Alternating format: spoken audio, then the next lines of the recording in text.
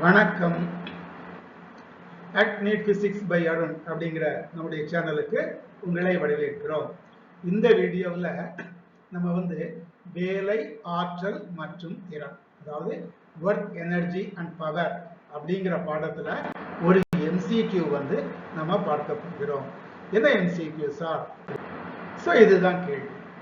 ஓய்வு நிலையில் உள்ள ஸ்மால் m நிறை கொண்ட ஒரு பொருள் வழுவழுப்பான ஒரு சாய்தளத்தில் h எனும் உயரத்திலிருந்து விடுவிக்கப்படுகிறது. தரையை அடைந்த பின் அதன் வேகம் டேஷுக்கு நேர் விகிதத்தில் இருக்கும். எதற்கு நேர் விகிதத்தில்? அதான் கொடுத்திருக்காங்க. 4 தெரிவுகள், 4 ஆப்ஷன்ஸ். m⁻0, m⁻1, அதாவது m ஸ்கொயர்ட், m⁻−1. m⁻0 என்ன சார் அர்த்தம்? anything power 0 is equal to 1. ஓகேயா? சரி. அப்ப m⁻0 அது 1 தான், அது m கிடையாது. சரி, இப்போ இதை எப்படி சார் சால்வ் பண்றது? உயரத்தில் மொத்த ஆற்றல் is equal to தரையில் மொத்த ஆற்றல். ஒரு பொருள் கீழ்நோக்கி வரும் பொழுது எந்த ஒரு புள்ளியிலும் அதனுடைய மொத்த ஆற்றல் சமமாக இருக்கும். அதான் உயரத்தில் மொத்த ஆற்றலும் தரையில் வந்த பிறகு மொத்த ஆற்றலும் சமம். தான் ஈக்குவேஷன். இந்த மொத்த ஆற்றல் எப்படி சார் கணக்கு பண்றது? நிலையாற்றல் பிளஸ் இயக்க ஆற்றல். நிலையாற்றலுக்கு என்ன ஃபார்முலா? mgh. இயக்க ஆற்றலுக்கு என்ன ஃபார்முலா? half mv². இதெல்லாம் நம்ம ஏற்கனவே படிச்சிருக்கிறோம். சரியா? அப்போ உயரத்தில் மொத்த ஆற்றல் is equal to Pe1 plus Ke1. உயரத்தில் 1ன்னு சிம்பிள் கொடுத்திருக்கிறோம். தரையில் போகும்போது 2Ke2 Ke2 என்று நாம் வைத்துக் கொள்ளலாம். Pe1 plus Ke1 is equal to mgh plus 0. Pe1 mgh, Ke1 0. எப்படி சார் 0? அதை பார்ப்போம். சரி, இப்போதைக்கு 0ங்கிறதுனால is equal to mgh மட்டும்தான். என்ன சார்? அதாவது பொருள் ஓய்வில் உள்ள போது என்ன கொடுத்திருக்காங்க?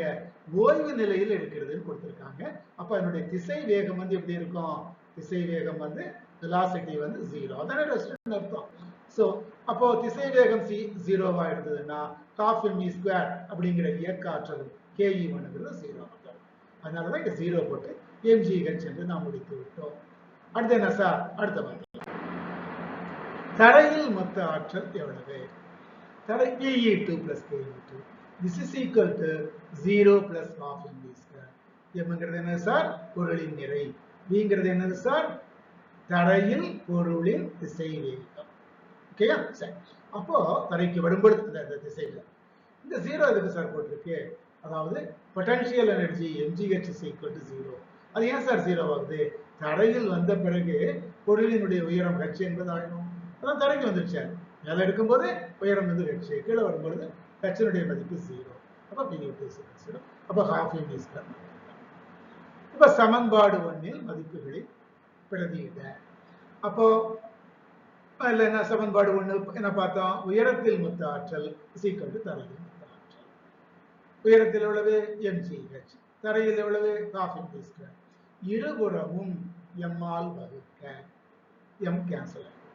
That is equal to gh plus half is equal to half v². இங்கே m இல்ல, அங்கே m இல்ல. இதுல இருந்து என்ன சார் தெரியுது? ஆக பொருளினுடைய வேகம் நிறை m ஐ சார்ந்தது. அதாவது பொருளின் வேகத்துக்கும் அதனுடைய நிறைக்கும் தொடர்பு இல்லை. அப்ப m⁻0 என்பதுதான் சரி. ஏன்னா m⁻0னா அங்கே கிடையாது. m⁻1 2 -1 போட முடியாது.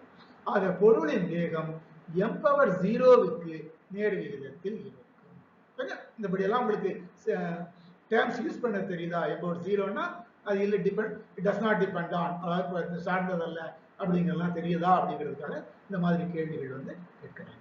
So, ஒன்றாவது தெரிவு, first option is the right answer.